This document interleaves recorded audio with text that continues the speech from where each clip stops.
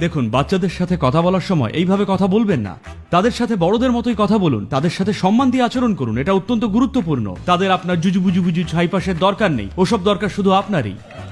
শিশুদের অবমূল্যায়ন করবেন না, তাদের সাথে সমকক্ষের মতোই কথা বলুন। কে জানে ওই নতুন জীবনে কি কি সম্ভাবনা আছে। কোনো মূর্খের পেটে জন্ম নিলেও হয়তো সে প্রতিভাবান।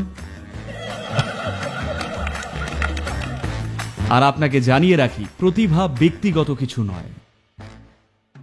প্রতিভা হলো জীবনের সেই মাত্রা যা সৃষ্টির উৎস, আর এটা সব মানুষের মধ্যেই বীজের আকারে রয়েছে।